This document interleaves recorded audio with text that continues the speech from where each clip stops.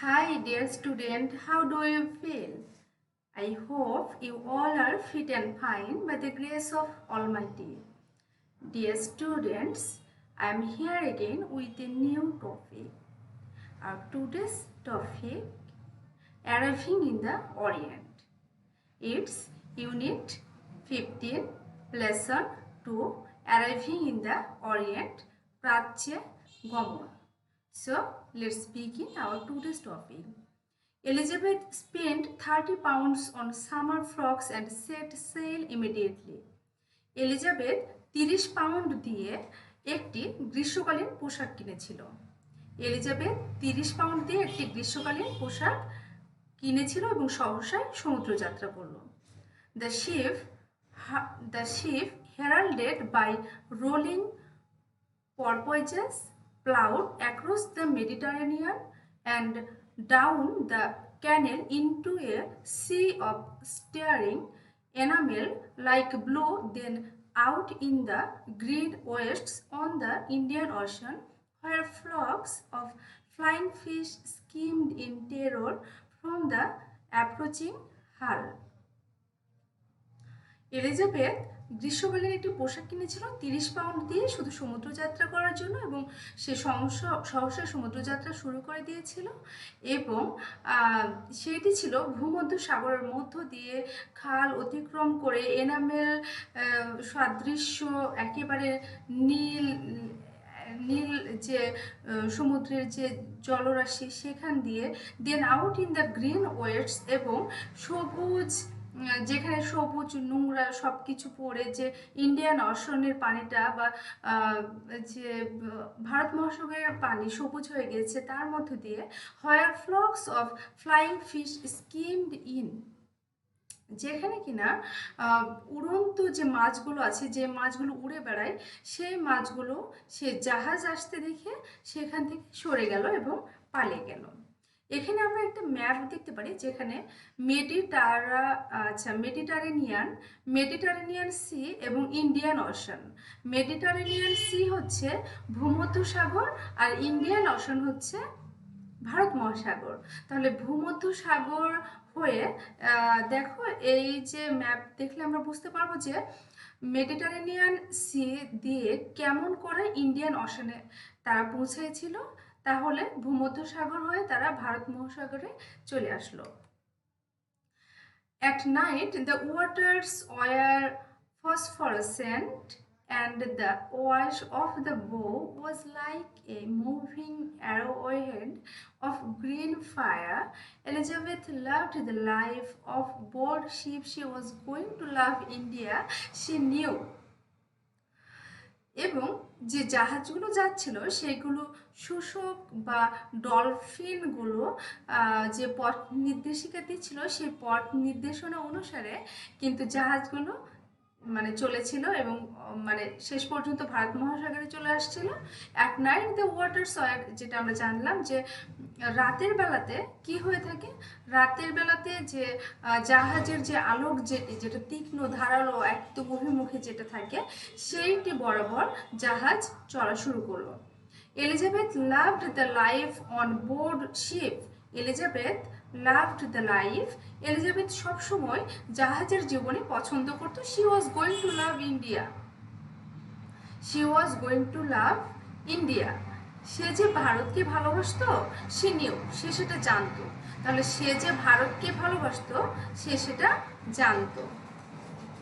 She had formed quite a picture of India from the other passengers' conversation. She had even learned some of the more necessary Hindustani phrases such as "Idhar aao, jaldi, sahib log," etc. India বা ভারতের সে Elizabeth তার মনের মধ্যে একটি ছবি অঙ্কন করে নিল। তাহলে ভারতের একটি ছবি যেখানে সে যেতে চাচ্ছে তো সেখানকার একটা ছবি সে কি করলো, ইমাজিনেশন করে নিল, কল্পনা করে নিল, তার মনের মধ্যে একটা ছবি আঁকিয়ে নিল।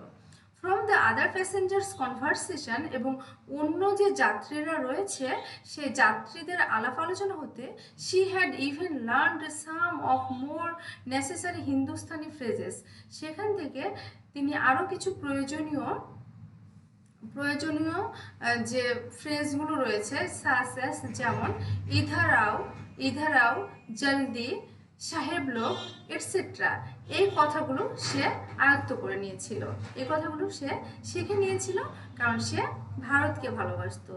In anticipation she tasted the agreeable atmosphere of clubs with punkahs flapping and barefooted white turbaned boys reverently salaming. In anticipation অর্থ পূর্বাভাস, আমরা যেটা আগে দেখলে বুঝে নিতে পারি যে ঘটনাটা কি, সেটা হচ্ছে anticipation she tasted the agreeable atmosphere of ক্লাবের যে সুন্দর একটা পরিবেশের যে স্বাদ, সেটি সে কল্পনায় অনুভব করছিল তখন। উইথ পাঙ্খাস ফ্ল্যাপিং, সাথে ছিল পাখার বাতাস, অ্যান্ড বেয়ারফুটেড হোয়াইট টারবান, এবং খালি পায়ে আসা একটি পাগড়ি পরিহিত, মানে কি সাদা কালারের একটি ছেলে বা সাদা কালারের পাগড়ি পরিহিত একটি ছেলে বা কয়েকজন ছেলে যারা কিনা এসে তাকে সালাম দিবে। তো এই ধরনের ইমাজিনেশনগুলো এলিজাবেথ করছিল, কারণ একটি জায়গায় সে ভারত যাচ্ছে, ভারত সম্পর্কে সে এই ইমাজিনেশনগুলো করছে যে এগুলো হতে পারে। And maidans where bronze Englishman with little clipped moustaches galloped to and fro whacking polo balls. সেটা হচ্ছে এখানে যেটা বলেছে যে কিছু ইংলিশ ম্যান ছিল যাদের গোফ ছিল ছোট ছোট করে ছাঁটা মানে গোফের কিছু ইংলিশম্যান যারা কিনা কি করছিল, যারা পোলো বল খেলছিল। পোলো বলটা হচ্ছে এক ধরনের খেলা যেটি কিনা অশ্বারোহণ, মানে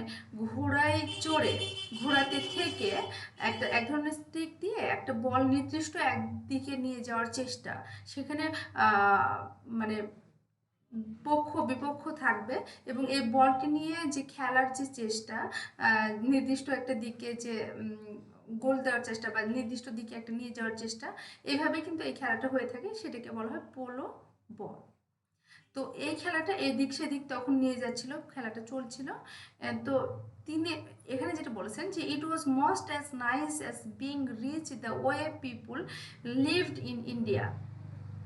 এটা ছিল ধনীদের এমন একটি জীবন, মানে এটা ছিল ভারতবাসীর এমন একটা জীবন বা ভারতের লোকেরা এমন জীবনযাপন করে থাকে যেটা দেখতে অনেক ধনী মনে হয় এবং অনেক কি লাগে, চমৎকার লাগে, এই ধরনের তাদের জীবনযাপন। এখানে আমরা কি দেখতে পাচ্ছি, ব্ল্যাক স্নেকস মানে কালো সাপ দেখতে পাচ্ছি। They sailed into Colombo through green glassy waters. They sailed into Colombo They sailed into Colombo through green glassy waters. এবার কি হলো, এবার যে গ্রিন গ্লাসি ওয়াটার্সের মধ্য দিয়ে, সবুজ পানিগুলোর মধ্য দিয়ে তারা কলম্বোতে এসে পৌঁছালো। Where turtles and black snakes floated basking, যেখানে কিনা কচ্ছপ এবং কালো সাপেরা রোদ পোহানোর জন্য মানে ভেসেছিল, হ্যাঁ বের হয়েছিল সেটা। তো কালো সাপ এবং কি কচ্ছপ। আচ্ছা, a fleet of sampans came reaching out to meet the ship, propelled by coal-black men with lips stained redder than blood by battle juice. A fleet of sampans came reaching out to meet the ship. এবার কি হলো, এইবার কিছু শ্যাম্পান মানে কেম reaching out the meat, কিছু যখনই জাহাজটা ওখানে চলে আসলো, কিছু শ্যাম্পানওয়ালার কিছু লোক বা মাঝি তারা ওখানে এসে মানে উপস্থিত হলো, এবং তাদের গায়ের রং ছিল একেবারে কুচকুচে কালো এবং ঠোঁটটা ছিল একেবারে যে এবং রক্তের মতো লাল, গায়ের রংটা ছিল অনেক কালো এবং ঠোঁটটা ছিল অনেক লাল। They yelled and struggled round the gangway while the passengers descended. Descended মানে অবতরণ করা, ডিয়ার স্টুডেন্ট। তাহলে এখানে যেটা বলছে যে they yelled and struggled round the gangway while the passenger descended, মানে অনেক মানে হয়ে গেল যে হুয়াইল দ্য প্যাসেঞ্জার, যখন যাত্রীরা মানে থেকে জাহাজ থেকে নামছিল সেখানে অনেক ভিড় হয়ে গেল, অনেক মানুষের ভিড় হয়ে গেল। As Elizabeth and her friends came down, এবং সেখানে এলিজাবেথ এবং তার বন্ধুরা সেই জাহাজ থেকে নামলো। টু শ্যাম্পানওয়ালা, দুইটা sampanwallah, they are prows nosing against the gangway besought them with yells, তারা কিন্তু একজন অন্যজনের বিপক্ষে কথা বলা শুরু করে দিল। কি বললো?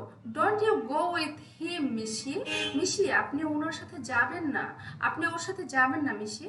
নট উইথ হিম মানে আপনি ওর সাথে যাবেন না। ব্যাড উইথ ম্যান হি, সে খুব দুষ্টু প্রকৃতির একটি লোক। Not fit taking Mishi, not fit taking Mishi মানে ও আপনার জন্য উপযুক্ত নয় Mishi. Don't you listen him lies, don't you listen him lies মানে আপনি ওই মিথ্যাবাদীর কথা একেবারে বিশ্বাস করবেন না মিশি। ন্যাস্টি লো ফিলো, ন্যাস্টি লো ট্রিক্স হিম প্লেইং মানে স্থানীয় নোংরা লোক, স্থানীয় নোংরা চিন্তা, এবং ন্যাস্টি নেটিভ ট্রিক্স এবং স্থানীয় নোংরা কৌশল, হাহা। He is not native himself, ও আচ্ছা আচ্ছা, তুমি তো স্থানীয়, সে তো স্থানীয় নয়। ওহ নো, আচ্ছা মানে হিম ইউরোপিয়ান ম্যান, ও সে কি একজন ইউরোপিয়ান? হোয়াইট স্কিন অলসে মিশি, হাহা, ও সে তো একজন ইউরোপিয়ান, তার গায়ের রং তো মিশির মতো একই রকম সাদা, তাই না? এটা কি ক্রিটিসাইজ করে বা মানে ব্যঙ্গ করে বলা হচ্ছে। এক শ্যাম্পানওয়ালা আরেক শ্যাম্পানওয়ালাকে বলছিল, যে শ্যাম্পানওয়ালা বলছিল যে মিশি ওনারটাতে যাবেন না, উনি তো খারাপ লোক, উনি তো স্থানীয় লোক, উনি তো অনেক খারাপ, ওনার বুদ্ধিগুলো খারাপ, ওনার কৌশলগুলো খারাপ, এইটুকু বলছিল। তো আরেকজন বলছে ও আচ্ছা আচ্ছা, তাহলে আমি স্থানীয়, তুমি তো স্থানীয় না, তুমি তো ইউরোপিয়ান একজন, তোমার তো হোয়াইট কালার স্কিন, তাই না? তো একজন আরেকজনকে ব্যঙ্গ করে এটা বলছিল। স্টপ ইউর ব্যাট, তোমার পাগলামি বন্ধ করো, তোমরা পাগলামি বন্ধ করো, ইউ টু, তোমরা দুইজনেই পাগলামি বন্ধ করো। Or I will face one of you a kick, তা না হলে আমি তোমায় একটা লাথি মারবো। এটা কে বলছিল? আসলে ওই যে ইউরোপ থেকে যারা এসেছেন বা ওনারা বলছিলেন এই কথাগুলো। Said the husband of Elizabeth's friend, এলিজাবেথের বন্ধু, স্বামী এটা, এলিজাবেথের স্বামীর বন্ধু এটা বলল। হি ওয়াজ এ প্ল্যান্টার, সে একজন আবাদকারী ছিলেন, মানে তিনি একজন আবাদকারী ছিলেন। They stepped into one of the sampans and were rowed towards the sun bright quays, এবং they stepped into one of the sampans, তারা এর মধ্যে একটা শ্যাম্পানকে কি করলো, মানে থামালো, এবং তারটাতে were rowed towards the sun bright quays, এবং এই যে সুন্দর একটা মানে সূর্যের যে তীক্ষ্ণ আলো অনুসরণ করলো, তারা একটা শ্যাম্পানে তারা কি করলো, উঠলো। And the successful sampan, and the successful sampan wallahs turned and discharged at his rival a mouthful of spittle which he must have been saving up for a very long time. এখানে যেটা বলেছে সেটি হচ্ছে যে একজন যে শ্যাম্পানওয়ালাটি সফল হয়েছিল, যে শ্যাম্পানওয়ালা সফল হয়েছিল, সেই শ্যাম্পানওয়ালা অন্য শ্যাম্পানওয়ালার দিকে ঘুরলো এবং থুতু ছুঁড়ে দিল, থুতু ছুঁড়ে দিল, স্পিটল মানে থুতু, থুতু ছুঁড়ে দিল, এবং সেই থুতুটা তার মুখে নিশ্চয় অনেকক্ষণ ধরে জমানো ছিল। দিস ওয়াজ দ্য অরিয়েন্ট, এটাই ছিল প্রাচ্য। সেন্টস অফ কোকোনাট অয়েল মানে নারিকেলের যে কোকোনাট অয়েল, নারিকেলের তেল, অ্যান্ড স্যান্ডেলউড চন্দন কাঠ, সিনামন অর্থ হচ্ছে তোমার দারচিনি মানে যে দারুচিনি, অ্যান্ড টার্মেরিক মানে হলুদ, floated across the water on to Mount Lavinia where they bathed in a lukewarm sea that foamed like Coca-Cola. তারা কিন্তু এগুলো এগুলো সব কিছু পার হয়ে চলে আসছিল। হ্যাঁ, চন্দন কাঠ, তারপর কোকোনাট অয়েল, তারপর সিনামেনন, দারচিনি, হলুদ, এগুলো সব কিছু পার হয়ে তারা মাউন্ট লেভেনিয়াতে আসলো। এবং মাউন্ট লেভেনিয়াতে এসে তারা হচ্ছে যে সমুদ্রের যে পানি আছে সেখানে তারা কি করলো, গোসল করলো, এবং সমুদ্রের পানিগুলো একেবারে কোকো কোলার মতো ফেনা হয়ে যাচ্ছিল। She came back to the ship in the evening. She came মানে শি কেম ব্যাক, সে এসেছিল to the ship in the evening, মানে সন্ধ্যাতে জাহাজে করে তারা কিন্তু ফিরে এলো। And they reached Rangoon a week later. Actually তারা তাদের গন্তব্যটা ছিল হচ্ছে বার্মা, তৎকালীন বার্মা, এখন যেটা মায়ানমার। তো বার্মার র্যাঙ্গুনে তারা যাচ্ছিল, এবং 1 সপ্তাহ পর তারা কিন্তু র্যাঙ্গুনে অলরেডি পৌঁছেছিল। North of Mandalay, the train fueled with food crawled at 12 miles an hour across a vast forest plain bounded at its remote edges by blue rings of hills. এখন যেটা এখানে বললো সেটি হচ্ছে উত্তর দিক থেকে মান্ডালাইয়ের উত্তর থেকে যে ট্রেনটি আসলো সেটা ছায় ঘেরা, গাছ ঘেরা, একদম নির্জন পরিবেশ দিয়ে 12 মাইল অতিক্রম করে নীল পাহাড়ের গা ঘেঁষে তারপর আমাদেরকে মানে তারা যাচ্ছিল আর কি। হোয়েন ই গ্রেট স্টুড ফয়েস্ট, মানে সারস পাখিরা কি, সাদা সারস পাখিরা, সারস পাখি মানে অনেক বড় বড় যে পাখিগুলো, সাদা মানে বকের মতো দেখতে যে পাখিগুলো, সেইগুলো। তো white egrets stood poised motionless like herons, and piles of drying chilies gleamed crimson in the sun.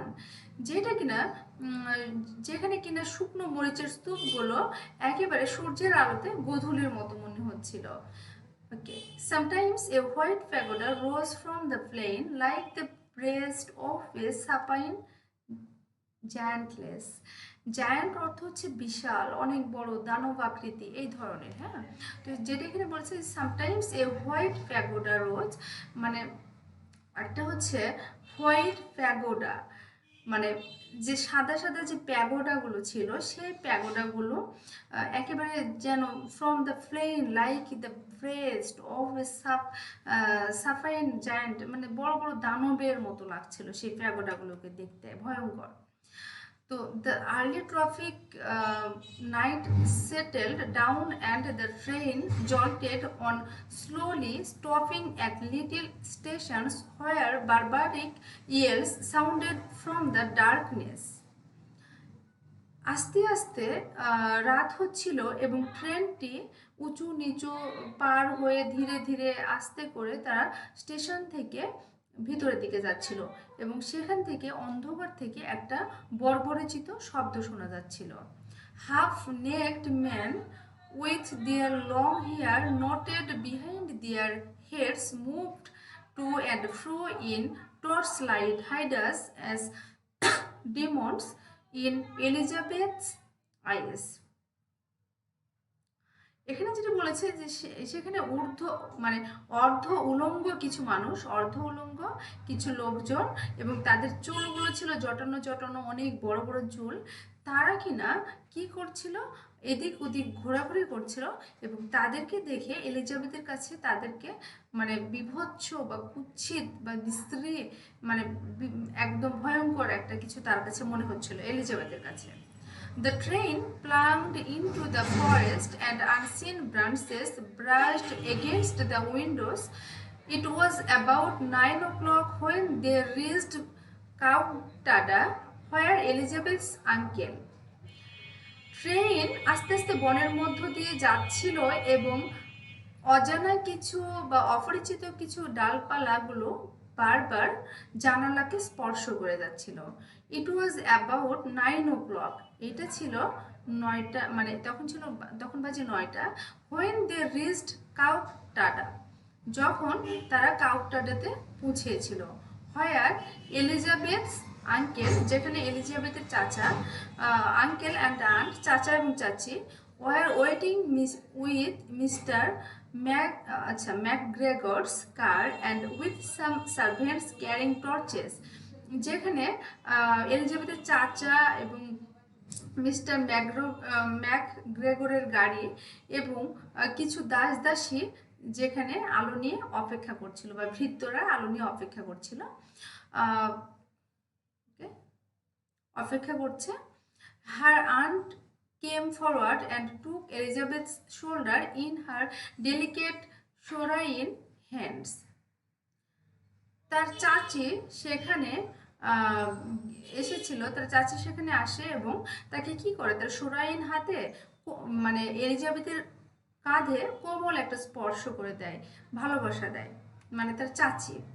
I suppose you are our niece Elizabeth, আমি জানি তুমি আমাদের প্রিয় এলিজাবেথ। We are so pleased to see you, আমরা তোমাকে দেখে খুবই খুশি, আনন্দিত। She said and kissed her, সে বলল এবং তাকে চুমু দিল। Mister Lackersteen peered over his wife's shoulder in the torch light. জনাব ল্যাকারস্টিন এবার কি করলেন, তার স্ত্রীর মানে কাঁধের উপর দিয়ে উঁকি দিয়ে সে টর্চের আলোতে তিনি কাকে দেখছিলেন, তিনি এলিজাবেথকে দেখছিলেন। He gave a half whistle, তিনি একটা শীষও দিয়েছিলেন, ছোট্ট করে একটা শীষ দিয়েছিলেন। এক্সক্লেইমড, আনন্দিত হয়ে, well I will be damned, আমি শেষ হয়ে গেছি। And then seized Elizabeth and kissed her, এবং সে এলিজাবেথকে জড়িয়ে ধরল এবং চুমু দিল। More warmly than he need have done, মানে মানে তার চেয়েও বেশি যতটা তার করা দরকার, এতটা আন্তরিকতার সাথে। শি থট, এলিজাবেথ চিন্তা করলো এটা প্রয়োজনের তুলনায় বেশি। She had never seen either of them before, এলিজাবেথের মনে হচ্ছে সে মানে তার চাচা চাচিকে এবারে প্রথম দেখছে, এর আগে কখনো দেখে নাই। এখানে আমরা কিছু ওয়ার্ড মিনিং দেখতে পারি। গ্লোরিয়াস মানে গৌরবান্বিত, কলোনিয়াল মানে উপনিবেশ সম্পর্কিত, অ্যান্টিসিপেশন মানে পূর্বাভাস, ট্রাভেল মানে ভ্রমণ, এক্সট্রাক্ট মানে গ্রন্থ থেকে নেওয়া অংশ, অ্যারাইভাল মানে আগমন, হেরাল্ডেড মানে ঘোষণা করা, মেডিটারেনিয়ান অর্থ ভূমধ্য সাগর, টিপিক্যাল নমুনা, ফ্যান্টাসাইজ উদ্ভট কল্পনা করা, ফসফরসেন্ট অনুপ্রভাবিত, অ্যান্টিসিপেশন পূর্বাভাস, টারবানেড পাগড়ি পরা, রিভারেন্টলি শ্রদ্ধাশীলভাবে, গ্যালপ দ্রুত অগ্রসর হওয়া, ইয়েল চেঁচিয়ে ওঠা, একেবারে তীক্ষ্ণ স্বরে চেঁচিয়ে ওঠা, ডিসেন্ড অবতরণ করা, স্পিটল থুতু, কি জাহাজ ভেড়ানোর জেটি, ফ্লোট ভেসে থাকা, ফোম ফেনা, বারবারিক অমার্জিত, কনভারসেশন আলোচনা, পোরপয়েজ শুষ্ক, গ্লিম জ্বলজ্বল করা, হিডিয়াস বিদঘুটে। দ্য ফ্রেজ, এখানে আমরা কিছু আমাদের মাল্টিপল চয়েস থাকবে, তোমরা সেগুলোর অ্যান্সার তোমাদেরকে করে নিতে হবে। কিছু কোশ্চেন থাকবে আমাদের তোমাদের পরীক্ষায়, সেগুলো কিন্তু তোমাদেরকে অ্যান্সার করতে হবে ডিয়ার স্টুডেন্ট। তো আমাদের এখানে ওকে মাল্টিপল চয়েসগুলো ছিল, আমাদের কিছু কোশ্চেন আছে এখানে এক্সাম্পল হিসেবে দেওয়া হয়েছে, তো তোমরা এগুলো দেখে নিবা তাহলে। হ্যাঁ, এগুলো একটু মানে তোমাদের যে মডেল কোশ্চেনগুলো আছে সেখান থেকে সলভ করে নিবা। আর আমাদের যে আজকের স্টোরিটা ছিল, সেই স্টোরিতে যেটি ছিল সেটি হচ্ছে জর্জ অরিয়েল একজন তিনি একজন সাহিত্যিক ছিলেন। তিনি যখন তার ফার্স্ট লাইফ, তার কর্মজীবনের প্রথম জীবনে তিনি পুলিশ ছিলেন, তিনি মায়ানমারে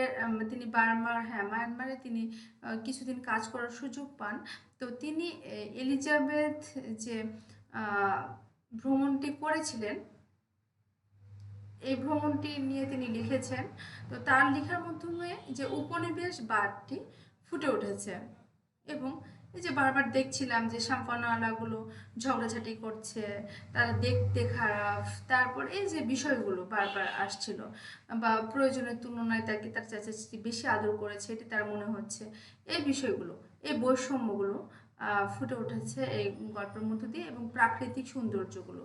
যদিও এলিজাবেথের কাছে প্রাকৃতিক বিষয়গুলো মানে খুবই সুন্দর করে প্রাকৃতিক বিষয়গুলো বর্ণনা করেছেন, কিন্তু মানে প্রকৃতিকে তিনি ভালোবাসেন ভারতের, কিন্তু মানুষকে সেভাবে ভালোবাসেন না। মানুষকে সেভাবে কি মানে মানুষকে সেভাবে মানে সম্মানিত নয় তাদের কাছে। মানে যেমন এলিজাবেথের হাজব্যান্ডের যে বন্ধু, তিনি কিন্তু লাথি মারতে চাইলেন শ্যাম্পানওয়ালাকে। তো এরকম ব্যাপারগুলো। তো ডিয়ার স্টুডেন্ট, আমাদের আজকে আমরা এই পর্যন্ত শেষ করছি। মাই ব্লেসিংস টু অল। আল্লাহ হাফেজ।